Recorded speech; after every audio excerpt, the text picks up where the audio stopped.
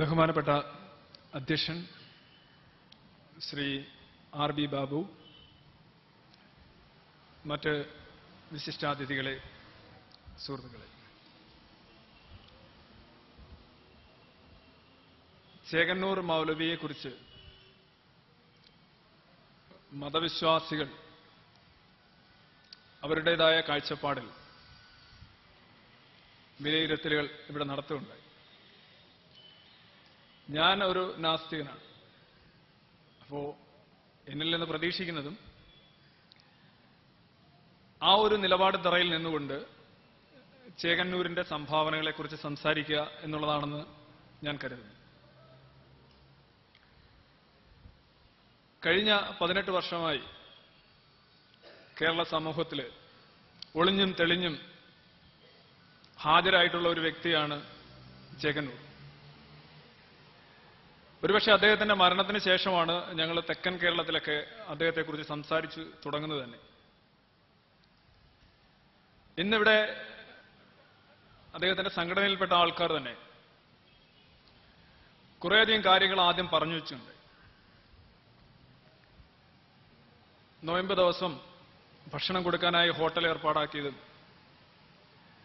വാങ്കുവിളി കുറയ്ക്കണം, അതിന്റെ എണ്ണം കുറയ്ക്കണം, അല്ലെങ്കിൽ അതിന്റെ ശബ്ദം കുറയ്ക്കണം, സമൂഹത്തിനാകെ ഗുണകരമാകുന്ന അങ്ങനെ ഒരുപിടി നിർദ്ദേശങ്ങൾ വെച്ച ഒരു മനുഷ്യൻ.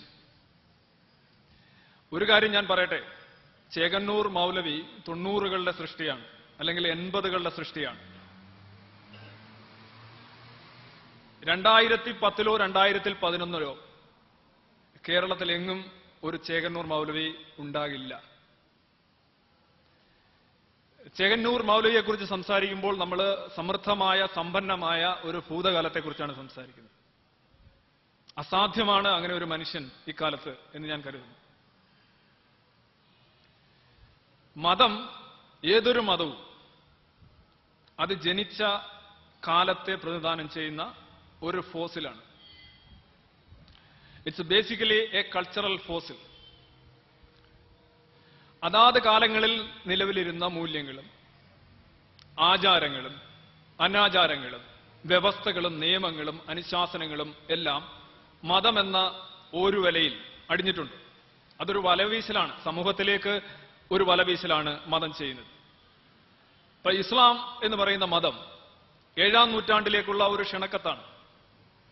നിങ്ങൾ ഇസ്ലാമിനെ അറിയുമ്പോൾ 7-ാം നൂറ്റാണ്ടില് അറേബ്യൻ സംസ്കാരത്തെക്കുറിച്ചാണ് അറിയുന്നത്.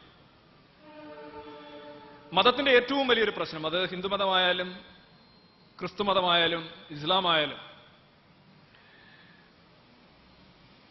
അതിന്റെ ആത്യന്തികമായ ഡെഫിനിഷൻ എന്ന് പറയുന്നത് മാറ്റമില്ലാത്തതെന്തോ അതാണ് മതം. മതത്തിന് മാറുക എളുപ്പമല്ല.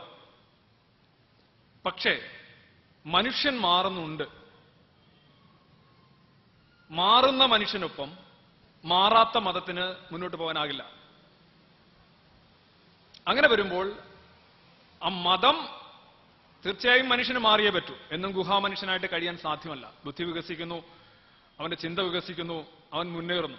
അപ്പോൾ അവൻ കൂടെ കൊണ്ടുപോകേണ്ടുന്ന അത് കാളവണ്ടിയാണോ, കാറാണോ, വിമാനമാണോ എന്നുള്ള ചോദ്യം വരുന്നു. മനുഷ്യനൊപ്പം എത്താൻ കഴിയാത്ത ഒരു കാളവണ്ടിയാണ് മതം. പക്ഷെ മതം പൂർണ്ണമായി ഉപേക്ഷിക്കാൻ വൈകാരികമായിട്ടുള്ള കാരണങ്ങളാൽ മതവിശ്വാസികൾക്ക് സാധിക്കില്ല. പല കാരണങ്ങളുണ്ട്, ഞാൻ അതിലേക്ക് കടക്കുന്നില്ല. അങ്ങനെ വരുമ്പോൾ കരണീയമായിട്ടുള്ളത് എന്താണ്? ഈ കാളവണ്ടിയെ പരിഷ്കരിക്കുക. എത്രത്തോളം? ഒരുപക്ഷെ മതം അനുവദിക്കുന്ന ഒരു പരിഷ്കാര പരിധിയുണ്ട്, എ ലിമിറ്റ് ഓഫ് റിഫോർമേഷൻ. അത്രയൊക്കെ ആകാം. ഇപ്പോ ഇസ്ലാമിൽ തന്നെ 50 നിസ്കാരങ്ങൾക്ക് പകരം 5 നിസ്കാരങ്ങളായിട്ട് കുറച്ചതൊക്കെ കഥാരൂപത്തിലൊക്കെ അവതരിപ്പിക്കുന്നുണ്ട്. അതൊക്കെ വളരെ ഒന്നാന്തര യുക്തിവാദങ്ങളാണ്. പലപ്പോഴും മതത്തിന് അതിന്റെ ആചാരങ്ങൾ വർത്തമാന കാലത്തിനനുസരിച്ച് പരിഷ്കരിക്കാൻ സാധിക്കാതെ വരുമ്പോഴാണ് മതം ദുസ്സഹമാകുന്നത്. ഒരു ശുദ്ധ മതവാദി തീർച്ചയായും സമൂഹത്തിന് വലിയ ബാധ്യതയായിരിക്കും. മതം പറയുന്നത് അപ്പടി നടപ്പിലാക്കുന്ന ഒരാൾ വെള്ളം ഒഴിക്കാതെ മദ്യം കഴിക്കുന്നത് പോലെയാണ്. അയാളുടെ കുമ്പും അയാളുടെ വീട്ടുകാർക്ക് ജോലിപ്പാടുമാകും. ഒരുപക്ഷെ ബിൻ ലാദനും അതേപോലുള്ള ആൾക്കാരൊക്കെ ചെയ്തത് മതം എന്തു പറയുന്നു അക്ഷരം പടി അത് പാലിക്കുകയായിരുന്നു അവർ ചെയ്തത്. ബഹുമാനപ്പെട്ട ജില്ലാ പഞ്ചായത്ത് പ്രസിഡന്റും ബാബു സാറും ഒക്കെ പറഞ്ഞു, ബാബു സാറ് പറഞ്ഞു എന്ന് എനിക്കറിയില്ല, മതം വളരെ നല്ല കാര്യങ്ങളാണ് എല്ലാം എഴുതി വെച്ചിരിക്കുന്നത്, അത് അപ്പടി നടപ്പിലാക്കിയാൽ മതിയാകും എന്ന് പറഞ്ഞു. അതിൽ ശരികേടുണ്ട് എന്നാണ് എന്റെ നിരീക്ഷണം. കാരണം ഇന്ന് മതഭീകരവാദം നടപ്പിലാക്കുന്ന ആൾക്കാരോട് നിങ്ങൾ ചോദിക്കുക, നിങ്ങൾ എന്തുകൊണ്ട് ഇത് ചെയ്യുന്നു എന്ന് പറയുമ്പോൾ അവർ പുസ്തകമാണ് എടുത്ത് കാണിക്കുന്നത്. We do it because of this book. ഈ പുസ്തകം അടിസ്ഥാനപ്പെടുത്തിയാണ് ഞങ്ങൾ പെരുമാറുന്നത്, അങ്ങനെയല്ല എന്ന് നിങ്ങൾ തെളിയിക്കുക. ഇതാണ് അവരുടെ മിനിമം നിലപാട്. 2004 ലണ്ടൻ സ്ഫോടനത്തിൽ അതിന്റെ പിന്നിൽ പ്രവർത്തിച്ച സംഘടനയ്ക്കെതിരെ ലണ്ടനിലെ മിതവാദികളായ മുസ്ലിം നേതാക്കൾ പറഞ്ഞു, നിങ്ങൾ ചെയ്യുന്നതൊന്നും ശരിയല്ല, ഇത് ഖുർആന് വിരുദ്ധമാണ്, ഇസ്ലാമിന് വിരുദ്ധമാണ്, ഇത് ശരിയല്ല എന്ന് പറഞ്ഞു കൂട്ട പ്രസ്താവനകൾ ഇറക്കി. ആ ഭീകര സംഘടന, അതിന്റെ പേര് പറഞ്ഞതിനൊരു പ്രശസ്തി ഞാൻ കൊടുക്കുന്നില്ല, 24 മണിക്കൂറിനകം എന്തുകൊണ്ടാണ് തങ്ങൾ ഇന്ന രീതി ചെയ്തത് എന്ന് ഖുർആനിലെ പ്രസക്തമായ പേജുകളും വരികളും ഉദ്ധരിച്ചുകൊണ്ട് അവർ മറുപടി കൊടുത്തു. അതിനുശേഷം ഇന്നേ വരെ, ഞാൻ ഇന്ന് ഈ പ്രസംഗിക്കുന്ന ഈ സമയം വരെ ഒരിക്കലും ലണ്ടൻ അല്ലെങ്കിൽ ഇംഗ്ലണ്ടിലെ മുസ്ലിം മിതവാദികൾ അതിനെതിരെ യാതൊരു മറുപടി പ്രസ്താവനയും നടത്തിയിട്ടില്ല. ഇപ്പോ ബൈബിളിലേക്ക് ചെല്ലുകയാണെങ്കിൽ സബാത്ത് ദിവസം ജോലി ചെയ്യുന്ന ആളെ കല്ലെറിഞ്ഞു കൊല്ലണമെന്ന്, വ്യഭിചാരത്തിന് കല്ലെറിഞ്ഞു കൊല്ലലാണ് ബൈബിളിലും ജൂത മതഗ്രന്ഥങ്ങളിലും ഒക്കെ ശിക്ഷയായിട്ട് പറയുന്നത്. പക്ഷേ ജൂതന്മാരും ക്രിസ്ത്യാനികളും അതൊക്കെ കഴിഞ്ഞു, അതൊക്കെ കളഞ്ഞു. ഇപ്പൊ ക്രിസ്ത്യൻ ദൈവം ക്രിസ്ത്യാനിയോട് അല്ലെങ്കിൽ ജൂതനോട് പറഞ്ഞത് എന്താണ്? സ്ത്രീ വേദന അറിഞ്ഞ് പ്രസവിക്കണമെന്നാണ്. അത് പാമ്പിന്റെ ശിക്ഷയാണ്, പാമ്പ് സംസാരിച്ചെന്നാണ്. പക്ഷെ വിക്ടോറിയ രാജ്ഞിക്ക് പ്രസവവേദന ഉണ്ടാവുകയും സിസേറിയൻ ശസ്ത്രക്രിയ നിർദ്ദേശിക്കപ്പെടുകയും ചെയ്തപ്പോൾ രാജ്ഞി അത് ആദ്യം സ്വീകരിച്ചതോടുകൂടി ഇംഗ്ലണ്ടിൽ പിന്നെ സിസേറിയൻ സ്വീകരിക്കാൻ ആർക്കും ബുദ്ധിമുട്ടില്ലാതെ വന്നു. വേദന എറിഞ്ഞ് പ്രസവിക്കണമെന്ന് ദൈവം എന്ന് പറയുന്ന കഥാപാത്രം വിശ്വാസികളോട് പറഞ്ഞു നിരികെ ഇന്ന് ക്രിസ്ത്യാനി സ്ത്രീകൾ ആരും തന്നെ സിസേറിയൻ അവർ വേണ്ടെന്ന് വെക്കുന്നില്ല. എന്തുകൊണ്ട്? ഇപ്പൊ സബാത്ത് ദിവസം ജോലി ചെയ്യുന്ന ആളെ കല്ലെറിഞ്ഞു കൊല്ലണമെന്നോ? അങ്ങനെ കല്ലെറിഞ്ഞു കൊല്ലുന്നുണ്ട്, പഴയ നിയമത്തിൽ അങ്ങനെ കഥയുണ്ട്. അല്ലെങ്കിൽ വേദന എറിഞ്ഞ് പ്രസവിക്കണം എന്നുള്ള മതശാസനങ്ങൾ, ഇതൊക്കെ ആ മതം പിറന്ന കാലഘട്ടത്തിൽ മാത്രം അല്ലെങ്കിൽ അതിന്റെ പിന്നാമ്പുറങ്ങളിൽ മാത്രം പ്രസക്തമായിട്ടുള്ള കാര്യങ്ങളാണ്. നമുക്ക് ആ പഴഞ്ചൻ ന്യായങ്ങളുമായിട്ട് മുന്നോട്ട് പോകാൻ സാധിക്കില്ല. അങ്ങനെ വരുമ്പോൾ എന്താണ് സംഭവിക്കേണ്ടത്? അവശ്യമായും മതങ്ങളിൽ പരിഷ്കരണം സംഭവിക്കണം. മതങ്ങൾക്ക് മുന്നോട്ട് പോകണമെങ്കിൽ മതനവീകരണം അഥവാ മതപരിഷ്കരണം സംഭവിച്ചേ മതിയാകും. നിർഭാഗ്യവശാൽ കേരളത്തിലെ ഒരു ഇന്ത്യയിൽ മൊത്തത്തിൽ നോക്കുകയാണെങ്കിൽ വളരെ കുറച്ച് മാത്രം മതപരിഷ്കരണം സംഭവിച്ചിട്ടുള്ള ഒരു മതമാണ് ഇസ്ലാം. അത് അവർ അഭിമാനപരമായിട്ട് പലപ്പോൾ പറയുന്നേക്കാം, ഞങ്ങളിലെ വലിയ മാറ്റങ്ങളൊന്നും ഉണ്ടായിട്ടില്ല, we go by the book. പക്ഷെ അങ്ങനെയല്ല കാര്യങ്ങൾ. തീർച്ചയായിട്ടും വ്യക്തികൾക്കോ ചെറിയ ചെറിയ സംഘടനകൾക്കോ മതമെന്ന് പറയുന്ന ഒരു രാക്ഷസ ഒരു സ്ഥാപനത്തെ എതിർക്കാനാവില്ല. അതിന്റെ കയ്യിലുള്ള സമ്പത്തും അതിന്റെ പ്രഭാവവും അതിന്റെ സ്വാധീനവും ഒക്കെ കാരണം മതത്തിനെതിരെ പോരാടുക എന്ന് പറയുന്നത് ലോകത്ത് ഏറ്റവും ആറ്റം ബോംബ് കൈകാര്യം ചെയ്തതിനേക്കാൾ ഗുരുതരമായിട്ടുള്ള ഒരു പ്രശ്നമാണ്. പക്ഷെ ചില മനുഷ്യർ, അവർക്ക് വേണ്ടി മാത്രം ജീവിക്കാത്ത മനുഷ്യർ, അവർ മതത്തിനുള്ളിൽ നിന്നുകൊണ്ട് തന്നെ തങ്ങളുടെ സമുദായങ്ങൾക്ക് കുറെ കൂടെ ആശാസ്യമായിട്ടുള്ള ഒരു മത സംവിധാനം, ഒരു വിശ്വാസ സംഹിതം അതുണ്ടാക്കാൻ കഴിയുമോ എന്ന് ആരായുന്ന മനുഷ്യരുണ്ട്. അവരാണ് യഥാർത്ഥ മനുഷ്യ സ്നേഹികൾ. അവർ നാളെ പുറത്തു വന്ന് നാസ്തികനായിട്ട് മതത്തെ എതിർക്കണം എന്ന് പറയുന്നതിനകത്ത് കാര്യമില്ല. കാര്യം വെച്ചാൽ നാസ്തികൻ വരുന്നു എന്ന് പറഞ്ഞുകൊണ്ട് മതം ഒറ്റക്കെട്ടായി അയാളെ നേരിടും. നിങ്ങൾക്കറിയാമോ, ഒരുപക്ഷെ ബ്രിട്ടീഷുകാർ ഇന്ത്യയിൽ ഉണ്ടായിരുന്നില്ല എങ്കിൽ സതി ഇവിടെ നിർത്തലാക്കാൻ സാധിക്കുമായിരുന്നു എന്ന് ചോദിക്കേണ്ടത്. ഇന്നത്തെ സമൂഹത്തിൽ സതി ഉണ്ടെന്നിരിക്കട്ടെ, കുറെ പുരോഗമനവാദികളോ യുക്തിവാദികളോ അല്ലെങ്കിൽ പരിഷത്തുകാരോ അല്ലെങ്കിൽ അങ്ങനെയുള്ള ആൾ പറയാം സതി നിർത്തലാക്കണം, അത് മനുഷ്യവിരുദ്ധമാണ്, അത് മോശമാണ്, അത് ഘോരമായിട്ടുള്ള ഒരു ഒരു ക്രിമിനൽ കുറ്റമാണ് എന്നൊക്കെ പറഞ്ഞ് പ്രചരണം നടത്തിയാൽ, അങ്ങനെ ഒരു റാലി സെക്രട്ടേറിയറ്റിൽ ചെന്നാൽ എന്തായിരിക്കും ഫലം? ഒരു ചുക്കും സംഭവിക്കില്ല. ഏറ്റവും ഘോരവും ദുസ്സഹവുമായിട്ടുള്ള മതാചാരങ്ങൾ പോലും ഇന്ന് നമുക്ക് നിർത്തലാക്കാൻ സാധിക്കില്ല. നിർത്തിയതൊക്കെ ഉള്ളൂ.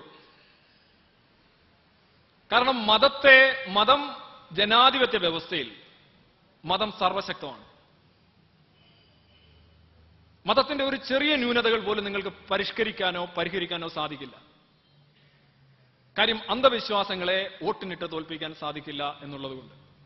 അന്ധവിശ്വാസങ്ങൾ, അനാചാരങ്ങൾ തോൽപ്പിക്കപ്പെടേണ്ടത് ചിന്തയിലൂടെയും നേരിട്ടുള്ള ഇടപെടലിലൂടെയാണ്.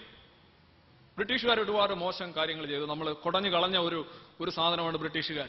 പക്ഷെ ബ്രിട്ടീഷുകാരില്ലായിരുന്നെങ്കിൽ ഞാൻ സംശയിക്കുന്നു രാജാറാം മോഹൻ റായ് ഇതേ കണക്ക് സജീവമായിട്ട് ഈ വിഷയം ഉന്നയിച്ച് മുന്നോട്ട് വരികയോ, ഇത്തരത്തിലുള്ള ഒരുപാട് ഹിന്ദുമതമൊക്കെ ഒരുപാട് നവീകരിക്കപ്പെട്ട മതം, അതിനകത്തൊന്നും സംശയമില്ല. കാര്യം അന്ന് ആചരിച്ചിരുന്ന പല നരബലിയും അറിയാം. മതങ്ങളുടെ ചരിത്രത്തിലേക്ക് ഞാൻ കടക്കുന്നില്ല. പക്ഷെ തീർച്ചയായിട്ടും നവീകരണങ്ങൾ നടന്നിട്ടുണ്ട്. മൃഗബലി വളരെ കൃത്യമായിട്ട് ഇപ്പോഴും ആഘോഷിക്കുന്ന മതം എന്റെ അറിവിൽ ഇസ്ലാമാണ്. 25-30 ലക്ഷം ഒട്ടകങ്ങളുടെ കഴുത്തറുത്തുകൊണ്ടാണ് സ്വർഗത്തിലേക്കും അതുപോലെയുള്ള സ്ഥലങ്ങളിലേക്കും പാസ് വാങ്ങിക്കുന്നത്. ബലിക്കും ബക്രീദിനും എല്ലാ ആഘോഷങ്ങളിലും നിലവിളിക്കുന്നത് മൃഗങ്ങളാണ്. നിങ്ങൾ ഒരു ദൈവത്തിൽ വിശ്വസിക്കുന്നുണ്ടെങ്കിൽ, മനുഷ്യനെയും മൃഗങ്ങളെയും ദൈവമാണ് സൃഷ്ടിച്ചത് എന്നുള്ള ഒരു ഭാവന നിങ്ങൾക്കുണ്ടെങ്കിൽ, നിങ്ങൾക്ക് എങ്ങനെയാണ് ഒരു സഹജീവിയുടെ കഴുത്തറുത്ത് അതിന്റെ ജീവിതം ഇല്ലാതാക്കിയിട്ട് ആ ദൈവത്തെ തൃപ്തിപ്പെടുത്താൻ കഴിയുക? ബൈബിളിലൊരു കഥയുണ്ട്. ബൈബിളിലെ കഥകളുടെ കഥകളായ ഒരു കഥയുണ്ട്. അതായത് സ്വന്തം മകനെ വരെ ബലി കൊടുത്തുകൊണ്ട് ദൈവത്തിന്റെ പ്രീതിക്കായി കാംക്ഷിച്ച അബ്രഹാമാണ് എല്ലാ സെമിറ്റിക് മതങ്ങളുടെയും കുലപിതാവ്. അദ്ദേഹം എന്താണ് ചെയ്തത്? എല്ലാ സെമിറ്റിക് മതങ്ങളും അത് വാഴ്ത്താറുണ്ട്. ഇത്രയും ശക്തനായ ഒരു ഭക്തനാണ് അദ്ദേഹം. ദൈവത്തിനു വേണ്ടി സ്വന്തം മകനെ പോലും ബലി കൊടുത്തു. ദൈവം ഇടപെട്ടുകൊണ്ടാണ് അദ്ദേഹം രക്ഷിച്ചത്. ഒന്ന് ആലോചിച്ച് നോക്കുക. നമ്മൾ ദൈവപ്രീതി എന്നുള്ളത് കൊണ്ട് ഉദ്ദേശിക്കുന്നത് നമ്മളുടെ സ്വാർത്ഥമായിട്ടുള്ള ഒരു താല്പര്യം തന്നെയാണ്. അതിന് നമ്മളുടെ മകനെ ബലി കൊടുക്കുന്നു എന്ന് പറയുമ്പോൾ നമ്മളുടെ സ്വാർത്ഥതയുടെ ആഴം എത്രമാത്രം ഉണ്ടെന്ന് നോക്കുക. എന്നിട്ട് ആ കുട്ടിയോട് പറയുകയും ചെയ്യുന്നുണ്ടോ, നിന്നെ ബലി കൊടുക്കാൻ കൊണ്ടുപോവുകയാണ്. അത്രയും സമയം അവൻ അനുഭവിച്ചിട്ടുള്ള മാനസികമായിട്ടുള്ള സംഘർഷം ഒന്ന് ആലോചിച്ചു. നമ്മൾ വളരെ ആഘോഷിക്കുന്ന ഒരു മതദർശനമാണിത്. പക്ഷെ ഇന്നത്തെ കാലഘട്ടത്തിൽ ഇതേ കണക്ക് പെരുമാറുന്ന ഒരു പിതാവിനെ ഇന്ത്യയിൽ ഒരു കോടതിയും വെറുതെ വിടില്ല. അദ്ദേഹം ശ്രീരാമനെ കുറിച്ച് പറഞ്ഞു. പൂർണ്ണ ഗർഭിണിയായിട്ടുള്ള ഭാര്യയെ തന്ത്രപരമായി കാട്ടിലേക്ക് അനുജന്റെ പക്കൽ കൊടുത്തുവിട്ട് ഉപേക്ഷിക്കുന്ന ഒരു ഭർത്താവിന് ഇന്ന് കേരളത്തിലെയോ ഇന്ത്യയിലോ ഏതെങ്കിലും ഒരു കോടതി മാപ്പ് കൊടുക്കും? നമ്മുടെ ദർശനങ്ങൾ മാറുന്നുണ്ട്. നമ്മുടെ മതത്തിൽ പറയുന്നത് സൂചകങ്ങളായിട്ട് എടുക്കുക, അത് അപ്പടി നടപ്പിലാക്കുക. ഒരു അലക്കുകാരൻ പറയുന്ന ഒരു അഭ്യൂഹത്തെ ആശ്രയിച്ചുകൊണ്ട് സ്വന്തം ഭാര്യയെ ത്യജിക്കുക, കാട്ടിൽ കൊണ്ട്, അതും പൂർണ്ണ ഗർഭിണിയായിരിക്കുന്ന സ്വന്തം ഭാര്യയെ കാട്ടിൽ കൊണ്ടുവന്ന് വിടുക എന്ന് പറഞ്ഞു കഴിഞ്ഞാൽ ഇന്നത്തെ സമൂഹത്തിന് അത് അംഗീകരിക്കാൻ സാധിക്കില്ല. പുരാണത്തെ പുരാണമായിട്ട് കാണുക. അവിടെയാണ് മതപരിഷ്കാരത്തിന്റെയും ദർശന പരിഷ്കാരത്തിന്റെയും ഒക്കെ ആവശ്യം വരുന്നത്. അതാണ് ചേകന്നൂർ മൗലവി ചെയ്തത്. ഞാൻ മനസ്സിലാക്കിയെടുത്തോളം അദ്ദേഹം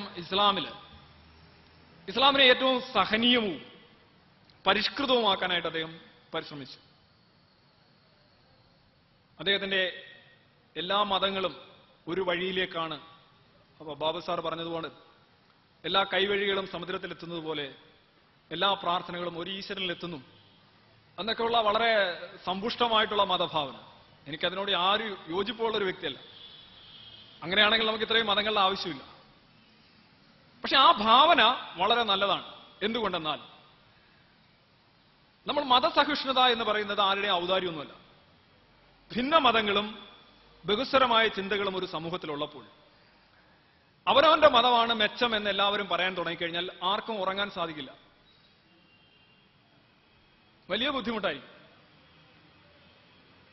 അപ്പൊ അങ്ങനെ വരുമ്പോൾ അനിവാര്യമായും മതങ്ങൾ സഹിഷ്ണുത പുലർത്താൻ ബാധ്യസ്ഥമാവും.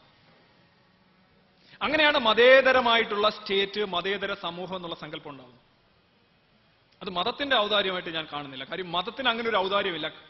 എവിടെയൊക്കെ മതത്തിന് പൂർണ്ണമായ സ്വാധീനമുണ്ടോ അവിടെയൊന്നും മതം മതേതരത്തിനോ ജനാധിപത്യത്തിനോ വേണ്ടി ശ്രദ്ധിക്കാറില്ല. ഇപ്പോൾ അഫ്ഗാനിസ്ഥാനിലോ പാകിസ്ഥാനിലോ ഇപ്പോൾ ഒരു ഇന്ത്യൻ മുസ്ലിമിനെ ഇന്ത്യയിലെ മതേതരത്വം കൊണ്ട് ഗുണമുണ്ട്, അതുകൊണ്ട് അവൻ മതേതരത്വം മതേതരത്വം എന്ന് പറയും. ഇന്ത്യൻ മുസ്ലിമിന് ജനാധിപത്യം കൊണ്ട് ഗുണമുണ്ട്, അതുകൊണ്ട് അവൻ ജനാധിപത്യം ജനാധിപത്യം പോരാട്ടങ്ങൾ എന്ന് പറയും. പക്ഷെ ഒരു പാകിസ്ഥാനിലെ മുസ്ലിം ഇത് രണ്ടും പറയില്ല. അവൻ മതേതരത്വത്തെക്കുറിച്ച് വാചാലനാകില്ല. കാര്യം അവനത് പറയേണ്ട കാര്യമില്ല.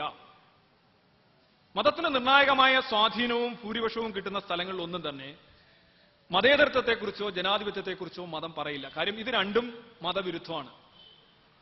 ജനാധിപത്യവും മതവിരുദ്ധമാണ്, മതേതരത്വവും മതവിരുദ്ധമാണ്.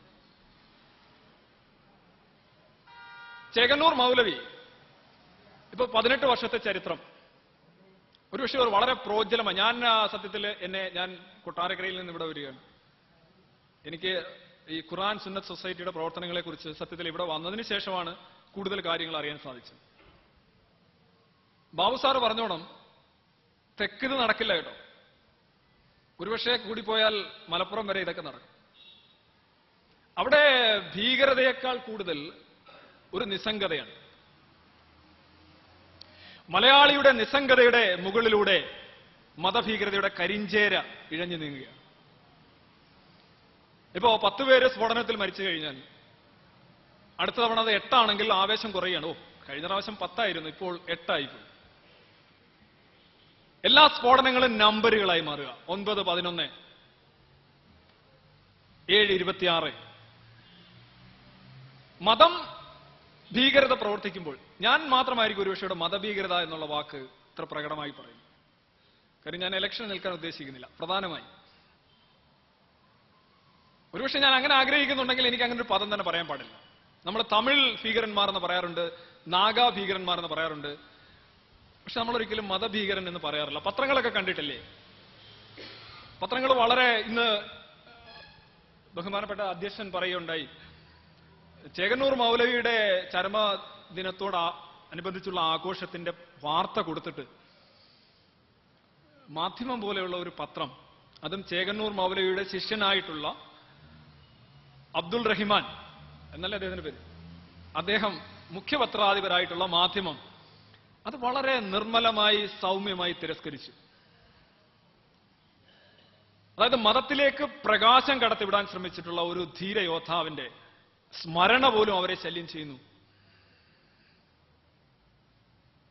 ഇപ്പൊ മുടിയും വേറെ പല അവയവങ്ങളുമുണ്ട്. മുടിയാവുമ്പോൾ വലിയ കുഴപ്പമൊന്നുമില്ല.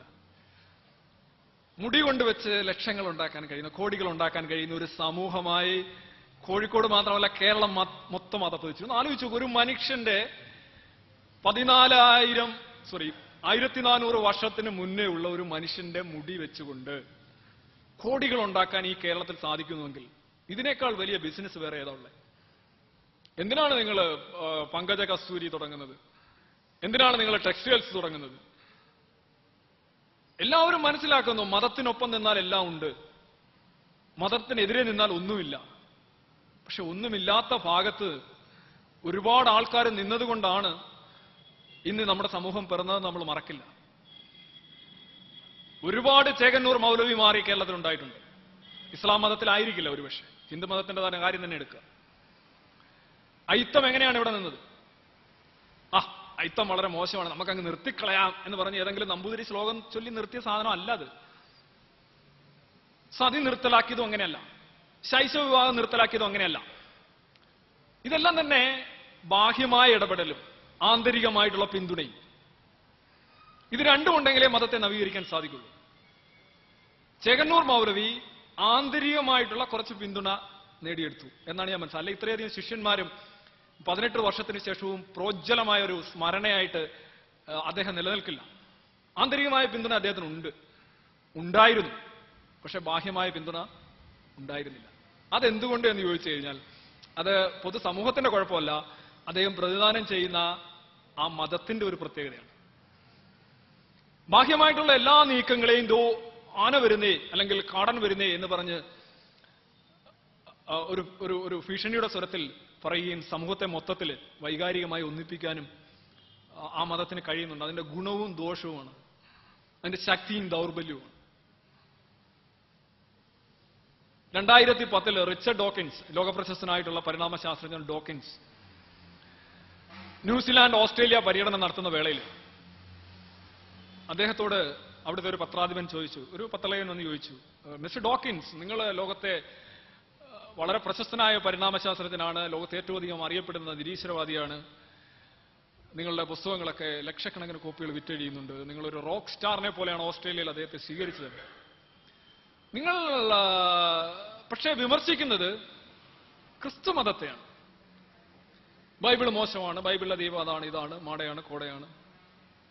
നിങ്ങൾ ഇത്രയും വലിയ നാസ്തിക വീരനാണെങ്കിൽ നിങ്ങൾ എന്തുകൊണ്ട് ഇസ്ലാമിനെ വിമർശിക്കുന്നില്ല എന്ന് ഡോക്കിൻസിനോട് ന്യൂസിലാൻഡിലെ പത്രലേഖകർ ചോദിച്ചു. Why don't you criticize Islam? Why do you criticize only Christian religion? That's your religion. നിറഞ്ഞ സദസ്, ഒരുപാട് പത്രലേഖകരൊക്കെ ഉണ്ടായിരുന്നു. ഡോക്കിൻസ് പറഞ്ഞു, I don't criticize Islam because I'm afraid.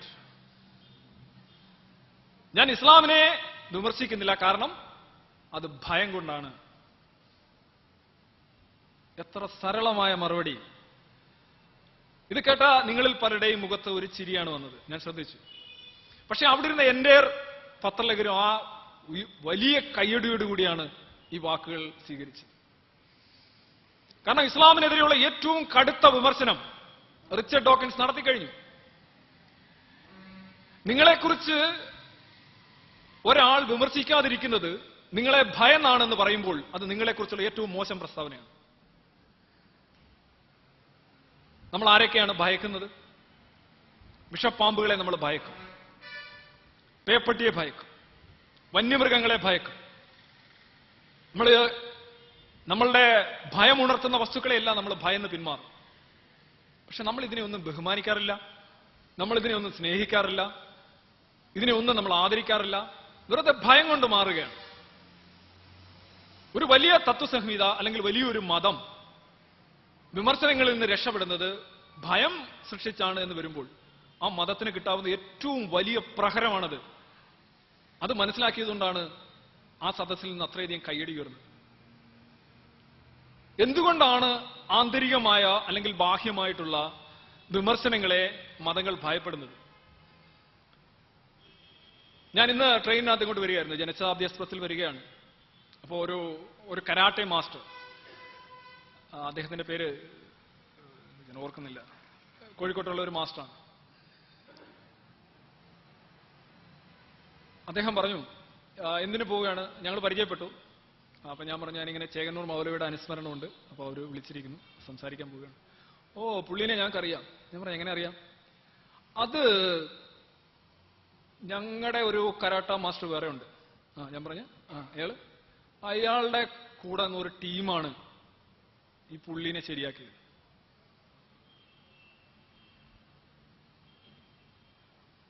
വളരെ ഞാൻ കൈന്നിട്ട് പറയാൻ കൃത്യമായിട്ട് പറയണം. ഞാൻ ഇന്നുച്ചയ്ക്ക് ഇന്ന് വന്ന ജനശതാബ്ദിക്കകത്ത് ഞാൻ ചെയ്യാറ്. അപ്പൊ അവിടൊക്കെ CBI വന്നിരുന്നു. CBI വന്ന് തെളിവെടുത്തു, അന്വേഷണം നടത്തി. അപ്പൊ ആ ടീമാണ്, കരാട്ടെ ടീമാണ്. അപ്പൊ ഞാൻ കൂടുതൽ കാര്യങ്ങൾ ചോദിച്ചു, പക്ഷെ പുള്ളിക്ക് അത്രയൊന്നും അറിയില്ല, എനിക്ക് ഇങ്ങനെ അറിയുള്ളൂ. നാഷണൽ ചാമ്പ്യൻ ആയിട്ടുള്ള കരാട്ടെ മാസ്റ്ററാണ്, നാഷണൽ ചാമ്പ്യനാണ്. പുള്ളിയുടെ സ്ഥലം എവിടെയാണ് പേര് പെട്ടെന്ന് ഞാൻ അങ്ങോട്ട് സുഷാദോ അങ്ങനെ കണ്ടാണ് അദ്ദേഹത്തിന്റെ പേര്. അപ്പോ കരാട്ടെ ആയോധന കല വളരെ നന്നായി അറിയാവുന്ന കുറെ ആൾക്കാരാണ് ചേകന്നൂർ മൗലവിയുടെ പുസ്തകം ക്ലോസ് ചെയ്തത്. തീർച്ചയായിട്ടും കരാട്ടെ അറിയുന്ന ആൾക്കാർ ചേകന്നൂർ മൗലവിക്കെതിരെ യുദ്ധം പ്രഖ്യാപിക്കേണ്ട കാര്യമില്ല. കരാട്ടയുടെ വഴി പോവും, മൗലവിയുടെ വഴി പോവും. ഇപ്പൊ സ്വാഭാവികമായും കരാട്ടെ അറിയാവുന്നവരെ വാങ്ങേണ്ട ആവശ്യമുള്ള ഒരു കൂട്ടം ആൾക്കാർ അവരവരെ ഉപയോഗിച്ചു എന്നുള്ളത്. തീർച്ചയായിട്ടും ശിക്ഷിക്കപ്പെട്ടവരോ ഇതിന്റെ പേരിൽ കുറ്റം ആരോപിക്കപ്പെട്ടവരോ ഒന്നും തന്നെ ഇതിന്റെ യഥാർത്ഥ ആവശ്യക്കാരാവണമെന്ന് നിർബന്ധമില്ല. അങ്ങനെ അല്ല എന്നാണ് ഞാൻ വിശ്വസിക്കുന്നത്.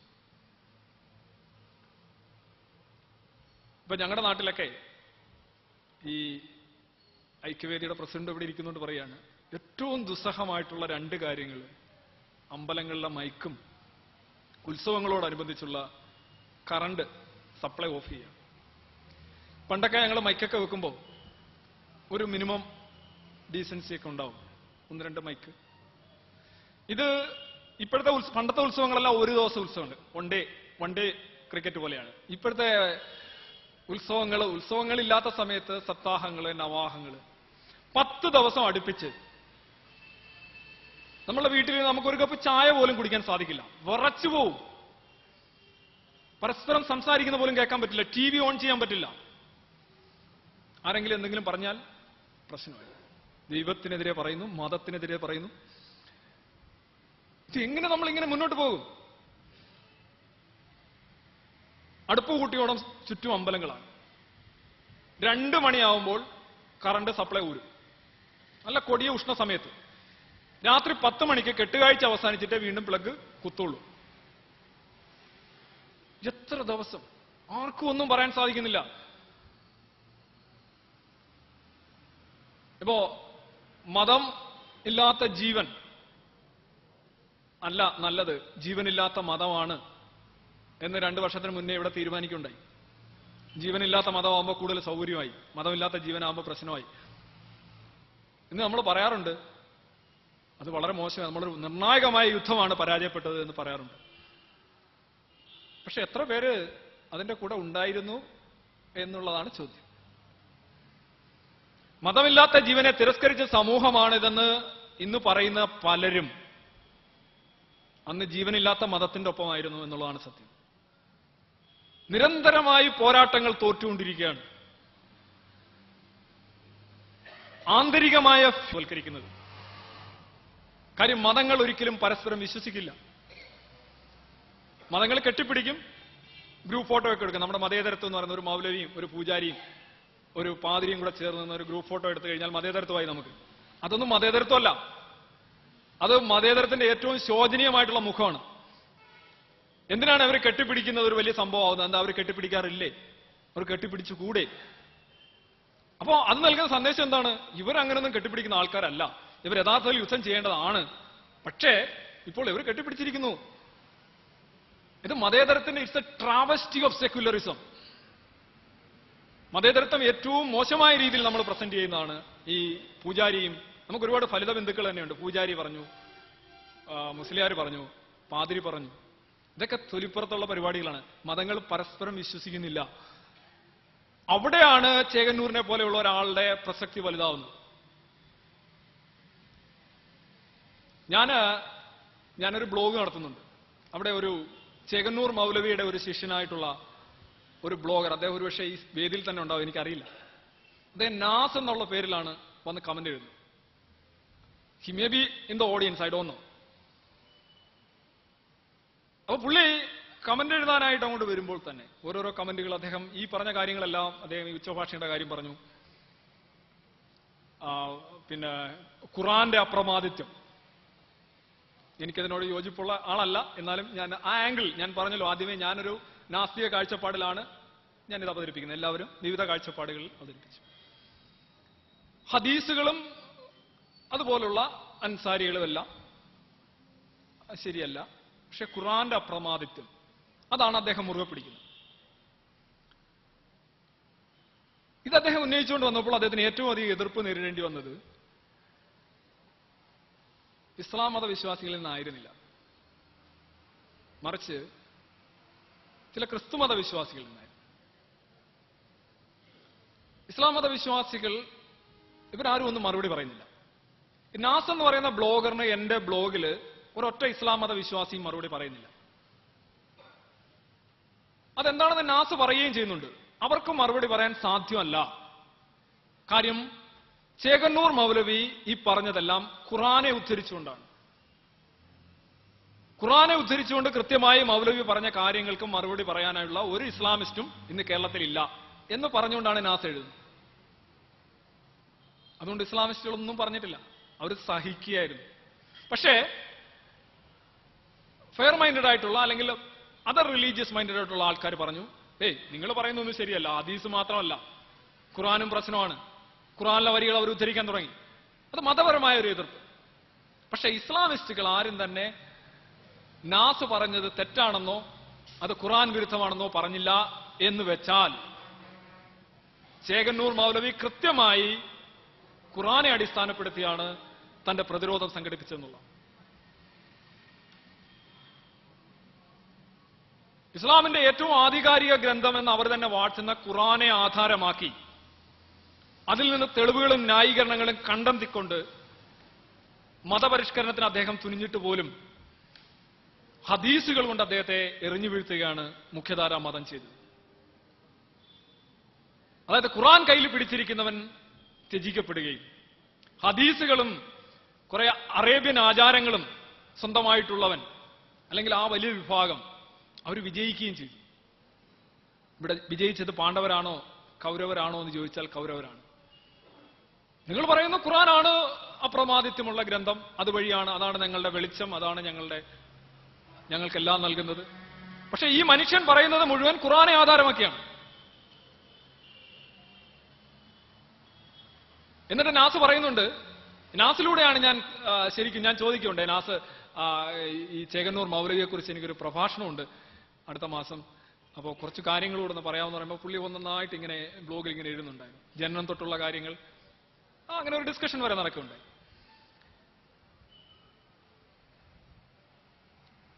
പക്ഷെ അതിൽ നിന്ന് വ്യക്തമാകുന്ന ഒരു കാര്യം ഇതാണ്, എന്താണോ ഖുർആൻ പറയുന്നത് അതനുസരിച്ചുള്ള ഒരു മതം വേണമെന്ന് പറഞ്ഞൊരു മനുഷ്യനെയാണ് അവർ പരിത്യജിച്ചത്. ചേകന്നൂർ മൗലവിയുടെ ആദ്യം സംവാദത്തിനും തർക്കത്തിനും ഒക്കെ പോയിരുന്നവർ നാസിന്റെ ഭാഷയിൽ പറഞ്ഞാൽ പിന്നെ പറയാൻ തുടങ്ങി, ഇപ്പൊ സമയമില്ല, ഉമ്മാന് സുഖമില്ല, മഴ കഴിഞ്ഞിട്ടാകട്ടെ, റംസാൻ കഴിഞ്ഞിട്ടാകട്ടെ എന്നൊക്കെ പറയാൻ. ഞാൻ നാസിന്റെ ഭാഷ തന്നെ പറയാം, അതാണ് നേ എന്ന് ഞാൻ പറഞ്ഞത്. ഞങ്ങൾ അവിടെ നേ പറയാറില്ല. ഉമ്മാന് സുഖമില്ല, ഇതായിരുന്നു പ്രധാനമായിട്ട്. അല്ലെന്നുണ്ടെങ്കിൽ ഇപ്പോ മഴ കഴിഞ്ഞിട്ടാവട്ടെ, ഭയങ്കര മഴയത്ത് സംവാദം പാടില്ല. പക്ഷെ ഒരു ബ്രൂണോയുടെ ഒരു എലമെന്റ് മൗലവിക്ക് ഉണ്ടായിരുന്നു എന്ന് എനിക്ക് സംശയമുണ്ട്. നിങ്ങൾക്കറിയാം, ബ്രൂണോ ക്രിസ്ത്യൻ മത മേധാവിത്വത്തിന്റെ ക്രൂരതയ്ക്കിരയായി കത്തിയിരിക്കപ്പെട്ട ബ്രൂണോയുടെ ഒരു പ്രശ്നം ഒരു ഡിപ്ലോമസിയുടെ ഒരു അല്പം കുറവാണ് എന്നെനിക്ക് തോന്നിയിട്ടുണ്ട്. തന്ത്രം, പ്രായോഗികത. പക്ഷെ അതൊരു ഗുണമായിട്ടല്ല ഞാൻ കാണുന്നത്. സത്യസന്ധതയുടെ കനൽ വെളിച്ചം ഉള്ളിൽ സൂക്ഷിക്കുന്നവർ ചിലപ്പോൾ തന്ത്രപരമായി നീങ്ങി എന്ന് വരില്ല. അവരുടെ ഹൃദയത്തോട് അവർ സംസാരിക്കുമ്പോൾ അവർ ചിലപ്പോൾ അല്പം സാഹസികരായിട്ട് മാറും. അങ്ങനെ സാഹസികരായിട്ട് മാറുന്നവരെയാണ് പിൽക്കാല ചരിത്രം വിലയിരുത്തുന്നത്. ബ്രൂണോയ്ക്ക് പല ഘട്ടങ്ങളിലും തന്റെ തെറ്റുകൾ ഏറ്റുപറയാനോ പിൻവാങ്ങാനോ ഒക്കെ നിരവധി അവസരങ്ങൾ ഉണ്ടായിരുന്നു എന്നാണ് അദ്ദേഹത്തിന്റെ ജീവചരിത്രം വായിച്ചപ്പോൾ എനിക്ക് മനസ്സിലായത്. പക്ഷെ ബ്രൂണോ അത് ചെയ്തില്ല. ഗലീലിയോ അത് ചെയ്തു. കോപ്പർനിക്കസിന്റെ തിയറിയുടെ അടിസ്ഥാനത്തിൽ ഭൂമിയല്ല ലോകത്തിന്റെ കേന്ദ്രമെന്ന് മനസ്സിലായ ഗലീലിയോ അത് വിളിച്ചു പറഞ്ഞു. ഉടനെ ക്രിസ്ത്യൻ മത മേലധ്യക്ഷന്മാര് യോഗം കൂടി പറഞ്ഞു, ഗലീലിയോ വലിയ മതക്കുറ്റം ചെയ്തിരിക്കുന്നു, അയാളെ ട്രയൽ ചെയ്യണമെന്ന് പറഞ്ഞു. ഗലീലിയോ മതവിചാരണയ്ക്ക് വിധേയനായി. അപ്പൊ അവർ ചോദിച്ചു, നിങ്ങൾ പറയുന്നു ഭൂമിയല്ല ഈ ലോകത്തിന്റെ കേന്ദ്രം, ഞങ്ങൾ പറയുന്നു ഭൂമിയാണ്, ദൈവം സൃഷ്ടിച്ചതാണ് ഭൂമിയാണ് ഏറ്റവും മഹത്തരം, മനുഷ്യനാണ് അതിലും മഹത്തരം, മനുഷ്യന് വേണ്ടിയാണ് ഭൂമി, മനുഷ്യനും ഭൂമിക്ക് വേണ്ടിയാണ് ഈ പ്രപഞ്ചം, ഇതാണ് മതസങ്കല്പം, നിങ്ങൾ അതിനെ എതിർക്കുന്നുണ്ടോ? ഗലീലിയോ ഒന്നും മിണ്ടിയില്ല. ചോദ്യം ഇതാണ്, നിങ്ങൾ ഇതിനെ എതിർക്കുന്നുണ്ടോ ഇല്ലയോ? ഭൂമിയാണ് കേന്ദ്രം എന്നുള്ള ഞങ്ങളുടെ സങ്കല്പത്തെ എതിർക്കുന്നുണ്ടോ? ഭൂമി ചലിക്കാതെ നിൽക്കുന്നു, മറ്റെല്ലാം ചലിക്കുന്നു. ഗലീലിയോ പറഞ്ഞു, ഞാൻ എതിർക്കുന്നില്ല, ഭൂമി തന്നെയാണ് കേന്ദ്രം, ഭൂമി ചലിക്കുന്നില്ല, ഞാൻ സമ്മതിച്ചു. ഇത് പറഞ്ഞിട്ട് ഗലീലിയോ അവിടെ നിന്ന് ഇറങ്ങിപ്പോരുകയാണ്. പക്ഷെ അപ്പോഴും അദ്ദേഹം പറഞ്ഞു പോലും, ആത്മകഥ എന്ന പോലെ ചരിത്രത്തിൽ രേഖപ്പെടുത്തിയിരിക്കുന്നു, നെവർദിലെസ് ഇറ്റ് മൂവ്സ്, എന്നാലും അത് ചലിക്കുന്നുണ്ട്. ഏത്? ഭൂമി ചലിക്കുന്നുണ്ട്. പക്ഷെ ഞാൻ പറയേണ്ടത് അവിടെ പറഞ്ഞു. കാര്യം തലയാണ് ഇമ്പോർട്ടന്റ്. തലയുണ്ടെങ്കിലേ ചിന്തിക്കാൻ പറ്റൂ.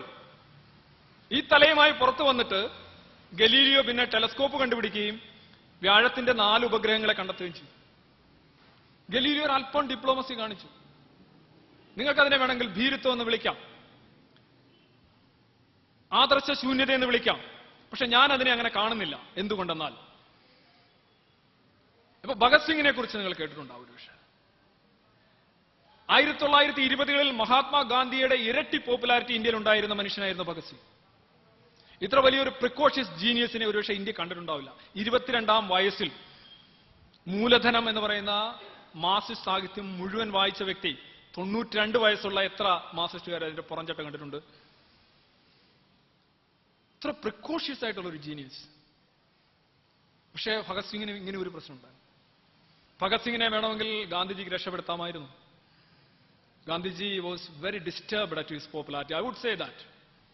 അദ്ദേഹത്തിന് ഭഗത് സിംഗിന്റെ പോപ്പുലാരിറ്റിയിൽ വല്ലാത്ത അസഹ്യത ഉണ്ടായിരുന്നു എന്നാണ് ഞാൻ വിശ്വസിക്കുന്നത്. വിരുദ്ധമായിട്ടുള്ള ചിന്താഗതികൾ ഉണ്ടാകാം. വട്ടമേശ സമ്മേളനത്തിൽ പോലും ഭഗത് സിംഗിന്റെ ജീവന് വേണ്ടി ഗാന്ധിജി വേണ്ടത്ര ശുപാർശയോ സമ്മർദ്ദമോ ചെലുത്തിയില്ല. ഭഗത് സിംഗിനെ തൂക്കിക്കൊന്നതിന് ശേഷം ലാഹോർ റെയിൽവേ സ്റ്റേഷനിൽ ചെന്നിറങ്ങിയ ഗാന്ധിക്ക് ഇന്ത്യയിൽ ആദ്യമായി കറുത്ത ബൊക്കകൾ കൊണ്ട് സ്വീകരണം ഒരുക്കപ്പെട്ടു. ഇന്ത്യയിൽ ഒരിടത്തും ഒരിക്കലും മഹാത്മാഗാന്ധിക്ക് കറുത്ത ബൊക്കകൾ വെച്ച് തദ്ദേശീയ സ്വീകരണം ഒരുക്കിയിട്ടില്ല.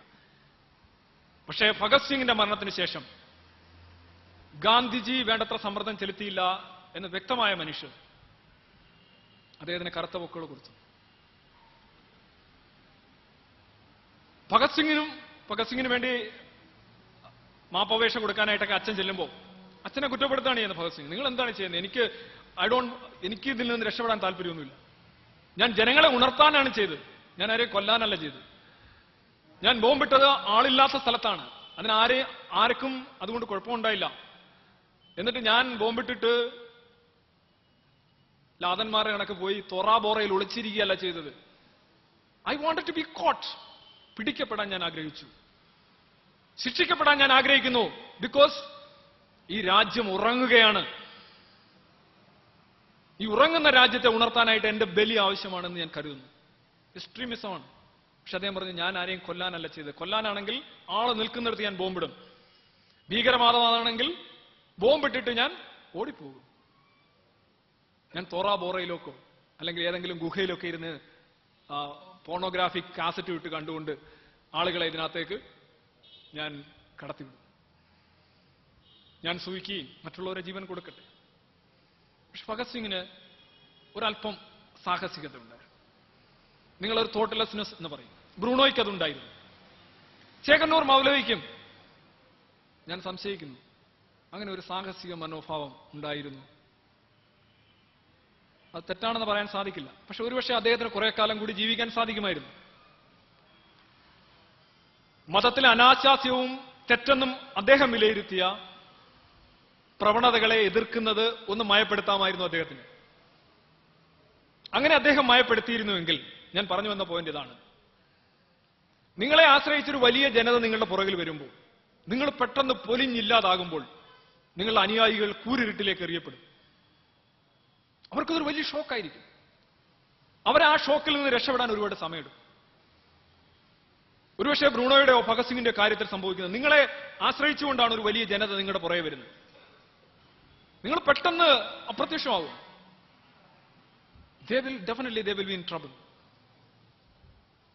ചെകന്നൂർ മൗലവിയുടെ കാര്യത്തിൽ അത്തരമൊരു അവസ്ഥ ഉണ്ടായിട്ടുണ്ട് എന്ന് ഞാൻ കരുതുന്നു. ഒരുപക്ഷെ ഒരു 10 വർഷം കൂടി അദ്ദേഹത്തിന് ഉള്ളിൽ നിന്ന് പൊരുതാൻ കഴിഞ്ഞെങ്കിൽ ഒരുപക്ഷെ ഈ കേരളത്തിലെ മതത്തിന്റെ, ഇസ്ലാം മതത്തിന്റെ തന്നെ ഒരു ചരിത്രം തന്നെ വല്ലാതെ മാറുമായിരുന്നു.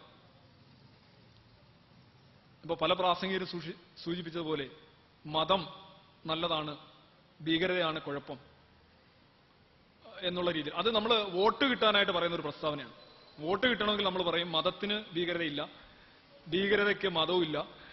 ഇതൊക്കെ നല്ല നല്ല വാക്കുകളാണ്, പറഞ്ഞു കേൾക്കും. പക്ഷെ അങ്ങനെ അല്ല എന്ന് നമുക്കറിയാം. കാര്യം ഭീകരത പ്രവർത്തിക്കുന്നവരെല്ലാം തന്നെ കൃത്യമായിട്ട് പുസ്തകം എടുത്ത് കാണിച്ചിട്ട് താണ്ട ഇവിടെ പറയുന്നു കഴുത്ത് വെട്ടാൻ, ഇവിടെ പറയുന്നു ബോംബ് വെക്കാൻ, അങ്ങനെ തന്നെയാണ് അവർ ചെയ്യുക. അവരോട് ആരും വാദിച്ച് ജയിച്ചായിട്ട് ഞാൻ കേട്ടിട്ടില്ല. പക്ഷെ മതം സഹനീയമാക്കാനായിട്ട് പരിശ്രമിക്കുന്ന ആൾക്കാർ, അത് ഒരു കാര്യം പറയാതിരിക്കാൻ നിവൃത്തിയില്ല. ഈ ലോക മതങ്ങളിൽ തന്നെ ഇപ്പോ ഈ ക്രിസ്ത്യാനിറ്റി, സ്കാൻഡിനേവിയൻ രാജ്യങ്ങളിലൊക്കെ ക്രിസ്ത്യാനിറ്റി ഇല്ല. സ്വീഡൻ, ഐസ്ലൻഡ്, ഫിൻലൻഡ്, ഡെൻമാർക്ക് ഇതുപോലുള്ള സ്കാൻഡിനേവിയൻ രാജ്യങ്ങളിൽ അവിടുത്തെ പ്രധാന മതം ലൂതറൻ ക്രിസ്ത്യാനിറ്റിയാണ്. പക്ഷെ അവിടെ 5% ആൾക്കാർ പോലും പള്ളിയിൽ പോകാറില്ല. അവർ ക്രിസ്ത്യാനിറ്റിയുടെ നല്ല മൂല്യങ്ങളൊക്കെ ഉൾക്കൊള്ളാറുണ്ട്. അയൽക്കാരനെ സ്നേഹിക്കുക, ബൈബിളിൽ അയൽക്കാരനെ സ്നേഹിക്കുന്ന ആ അർത്ഥം അല്ല ഉള്ളത്, അത് വേറെ കാര്യം. എന്നാലും അയൽക്കാരനെ സ്നേഹിക്കുക, നന്മ ചെയ്യുക. ക്രിസ്തു ഒരു സൗമ്യ ദൈവമാണ്. യഹോവയിൽ നിന്ന് വ്യത്യസ്തമായി വളരെ സൗമ്യനായ ഒരു ദൈവമാണ് ക്രിസ്തു. അദ്ദേഹം പറഞ്ഞ നല്ല കാര്യങ്ങൾ ഞങ്ങൾ ഉൾക്കൊള്ളുന്നു, പക്ഷേ ഞങ്ങൾ വിശ്വസിക്കുന്നില്ല. ഞങ്ങൾ പുനരുത്ഥാനത്തിൽ വിശ്വസിക്കുന്നില്ല, ഞങ്ങൾ യേശു ദൈവപുത്രനാണെന്ന് വിശ്വസിക്കുന്നില്ല, ഞങ്ങൾ മറിയത്തിന് ദിവ്യഗർഭമായിരുന്നു ഉണ്ടായിരുന്നെന്ന് വിശ്വസിക്കുന്നില്ല. പക്ഷേ ക്രിസ്ത്യാനിറ്റിയുടെ നല്ല മൂല്യങ്ങൾ ഞങ്ങൾ ജീവിതത്തിൽ ഉൾക്കൊണ്ടുകൊണ്ട് നിരീശ്വരവാദികളായി ജീവിക്കുന്നു എന്നാണ് അവിടെയുള്ള ജനങ്ങൾ പറയുന്നത്. ഫിൽ സുക്കർമാന്റെ ഒരു പുസ്തകമുണ്ട്, ദ സൊസൈറ്റി വിത്തൗട്ട് ഗോഡ്, ദൈവരഹിത സമൂഹം എന്നാണ് അതിന്റെ പേര്. അദ്ദേഹം അവിടെ പോയി 2 വർഷം പോയി പഠിച്ചതാണ് ഈ സ്കാൻഡിനേവിയൻ രാജ്യങ്ങളിൽ. അദ്ദേഹം കണ്ടെത്തിയത് 60 മുതൽ 80% വരെ അവിടുത്തെ ജനങ്ങൾ അവിശ്വാസികളാണെന്നാണ്. അത് വർദ്ധിച്ചുകൊണ്ടിരിക്കുകയാണ്. പക്ഷെ ലോകത്ത് ഏറ്റവും സുരക്ഷിതമായിട്ടുള്ള സ്ഥലങ്ങൾ, ഇപ്പോഴത്തെ നോർവേയിലെ സ്ഫോടനം, അതാണ് നമ്മൾ അത്രയും ശ്രദ്ധിക്കുന്നത്. UN ഇൻഡെക്സുകളിൽ, ഹാപ്പിനെസ് ഇൻഡെക്സുകളിൽ, ഡെവലപ്മെന്റ് ഇൻഡെക്സുകളിൽ, പ്ലഷർ ഇൻഡെക്സുകളിൽ ലോകത്ത് ഏറ്റവും കൂടുതൽ ഉന്നതിയിൽ നിൽക്കുന്ന രാജ്യങ്ങളാണ് സ്കാൻഡിനേവിയൻ രാജ്യങ്ങൾ. ഏറ്റവും കുറച്ച് പോലീസ്, അതല്ലേ നോർവേയിലൊക്കെ ഇപ്പൊ സ്ഫോടനം ഉണ്ടായപ്പോൾ അവിടെങ്ങും പോലീസുകാരില്ല. ഒരു വലിയ മെട്രോപൊളിറ്റൻ സിറ്റിയിൽ, ഒരു രാജ്യ തലസ്ഥാനത്ത് ബീറ്റ് പോലീസുകാർ മാത്രമാണുള്ളത്. അത്രയ്ക്ക് സുന്ദരമായ രാജ്യമാണ്. ഒരാൾക്കുടെ ഒരു ലുനാറ്റിക് ടെൻഡൻസിയാണ് അത്രയും പ്രശ്നം ഉണ്ടാക്കിയത്. അതിന്റെ തിയറിയിലേക്ക് ഞാൻ പോകുന്നില്ല. ഏറ്റവും നല്ല ആരോഗ്യ സംവിധാനമുള്ള, ഏറ്റവും നല്ല വിദ്യാഭ്യാസ സംവിധാനമുള്ള, ഏറ്റവും നല്ല റോഡുകളുള്ള, ഏറ്റവും കുറച്ച് റേപ്പ് നടത്തുന്ന രാജ്യങ്ങൾ, ഏറ്റവും കുറച്ച് ക്രമസമാധാന പ്രശ്നങ്ങളുള്ള രാജ്യങ്ങൾ, ഇതാണ് സ്കാൻഡിനേവിയൻ രാജ്യങ്ങൾ. അവിടെയാണ് ലോകത്ത് ഏറ്റവും കൂടുതൽ മതനിരാസമുള്ളത്. അവിടെ യുക്തിവാദി പ്രസ്ഥാനങ്ങളൊന്നും എനിക്കറിയില്ല ഉണ്ടോ. ജനങ്ങൾക്ക് വേണ്ട ഈ സാധനം.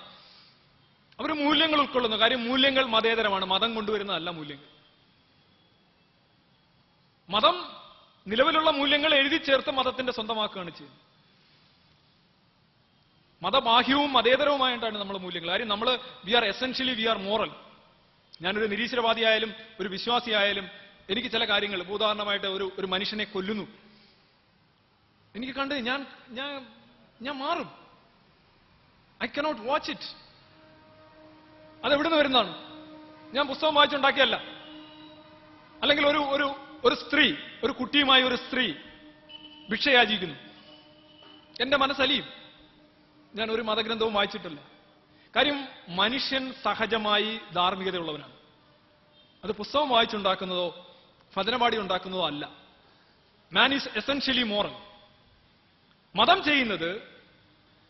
ചെയ്യേണ്ടത് ഈ മൊറാലിറ്റി, ഈ ധാർമ്മികതയെ പരിപോഷിപ്പിക്കുകയാണ്. അല്ല, ധാർമ്മികത ഉണ്ടാക്കാൻ മതത്തിന് സാധിക്കില്ല. മതത്തിനൊന്നും ഉണ്ടാക്കാൻ സാധിക്കില്ല. കാര്യം അത് ഉണ്ടാക്കുന്ന ഒരു സംവിധാനമല്ല, അതൊരു ഇടനില സംവിധാനമാണ്. It's a brokerage, it's not a productive unit. അങ്ങനെ ചെയ്ത ഒരു മനുഷ്യനാണ്. ഇടനില നിന്നുകൊണ്ട് മനുഷ്യനെ നവീകരിക്കുക. അതിന് വളരെ നിസ്തുലമായ സംഭാവന. ഒരുപക്ഷെ എനിക്കിവിടെ വരാൻ കഴിഞ്ഞതിലും അദ്ദേഹത്തെക്കുറിച്ച് ഇത്രയും സ്മരിക്കാൻ കഴിഞ്ഞതിലും വളരെ സന്തോഷമുണ്ട്. കാര്യം ഞാൻ ആദ്യം പറഞ്ഞതിലേക്ക് തിരിച്ചു പോവാണ്. 2011 ഒരു ചേകന്നൂർ മൗലവി ഏറെക്കുറെ അസാധ്യമാണ്. നിങ്ങൾക്ക് ഒരുപക്ഷെ ഒരു ചേകന്നൂർ മൗലവിയെ കാണണമെങ്കിൽ ഏറെ കാത്തിരിക്കേണ്ടി വരും. അത്രയധികം ഞാൻ ഈ ഖുർആൻ സുന്നത്ത് സൊസൈറ്റിയോട് അഭ്യർത്ഥിക്കുന്നു, നിങ്ങൾ അദ്ദേഹത്തിന്റെ സന്ദേശവും അദ്ദേഹത്തിന്റെ പുസ്തകങ്ങളും കുറെ കൂടി ദക്ഷിണ കേരളത്തിലേക്ക്. ഞാൻ കണ്ടിട്ടില്ല. ഞാൻ സാധാരണയിൽ ഒരുമാതിരിയൊക്കെ വായിക്കുന്ന ഒരാളാണ്, ആനുകാലികങ്ങളിലൊക്കെ വായിക്കുന്നു. പക്ഷേ അപ്പൊ ഞാൻ കാണുന്നില്ല എന്ന് പറയുമ്പോൾ, ഞാനൊരു ശരാശരി വായനക്കാരൻ എന്ന നിലയിൽ ഞാൻ കാണുന്നില്ല എന്ന് പറയുമ്പോൾ അത് ജനസാമാന്യത്തിൽ അത് എത്തുന്നില്ല എന്നാണ് ഞാൻ മനസ്സിലാക്കുന്നത്. മരിച്ച മൗലവി വളരെ കരുത്തനായി മാറും.